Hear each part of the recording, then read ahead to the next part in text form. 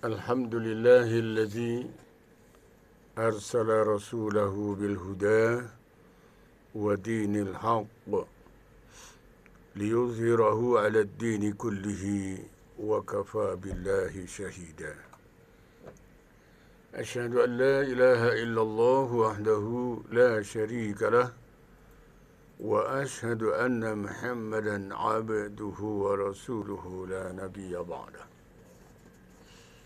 اللهم صل على محمد وعلى آل محمد ما شاء الله كان وما لم يشاء لم يكن لا حول ولا قوة إلا بالله العلي العظيم. أما بعد. Pendengar setia Radio Gema Nirwana yang dicinta, dikasih dan disayang Allah. Alhamdulillah pagi hari ini walaupun sedikit berawan tapi cerah-cerah saja kita dipertemukan oleh Allah SWT, insya-Allah, dan mudah-mudahan pendengar semua dan kita-kita semua dalam keadaan sehat walafiat, tidak ada yang kurang suatu apapun. Kali ini saya akan angkat sebuah tema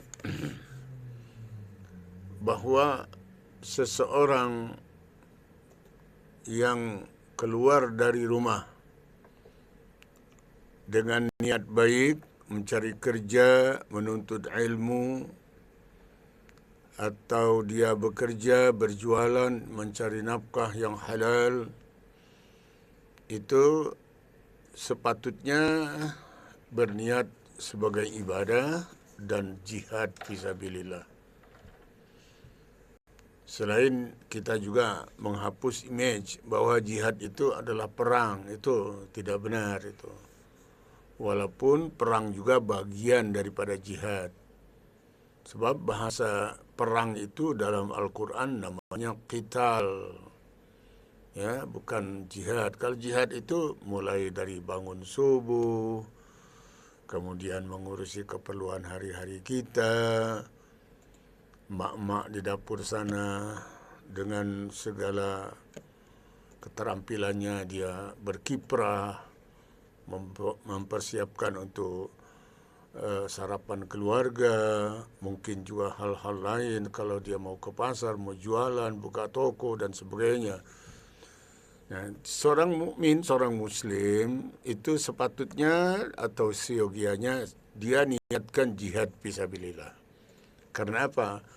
Dalam sebuah hadis Rasulullah SAW diriwayatkan dari Anas bin Malik oleh Imam Muslim, ya, yang berbunyi begini: la ghudwatan fi sabilillahi aw rawhatan khairun minad dunya wa ma fiha. Berpagi-pagi hari di jalan Allah atau di sore hari, seseorang itu akan menjadi lebih baik daripada dunia dan seisinya. Kelihatannya pernyataan begini kayak nggak masuk akal gitu. Umpamanya orang bekerja sebagai guru ngajar, dosen, ya, lah kok sama dengan lebih baik daripada dunia seisinya, itu bagaimana penjelasannya?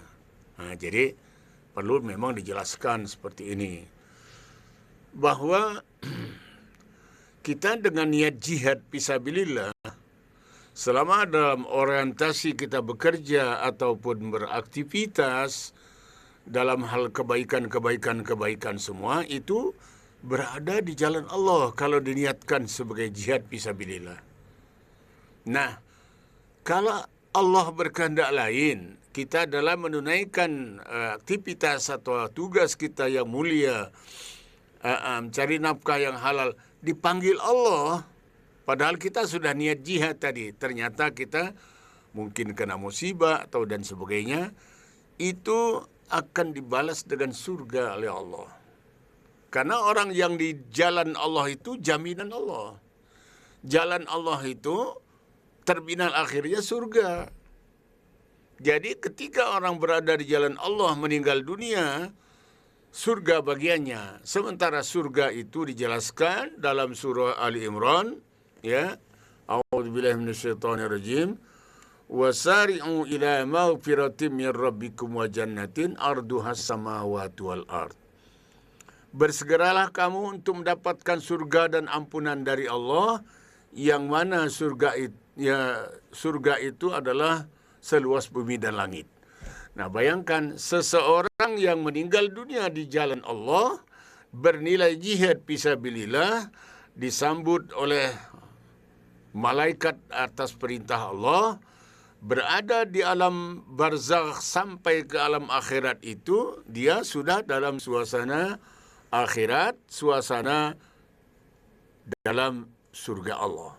Walaupun masih di alam kubur, tapi kenikmatan-kenikmatan surgawi sudah diberikan oleh Allah.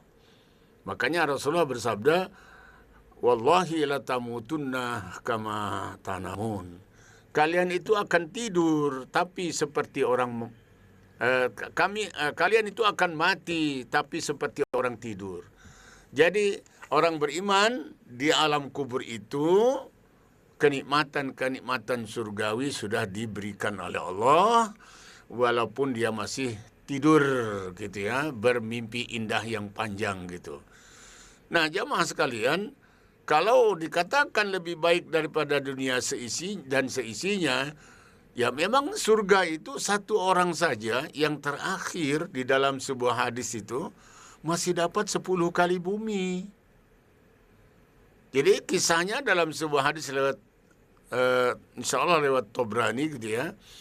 Ada orang yang paling akhir keluar dari neraka karena dia banyak dosanya, tapi masih ada iman. Keluarlah dari neraka paling akhir, dan akhirnya dia masuk surga pun yang paling akhir.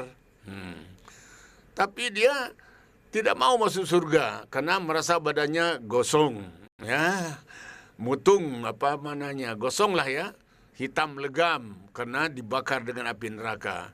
Setelah dientas dari neraka itu, dia suruh masuk surga, nggak mau, ya Allah, aku kan masih gosong begini.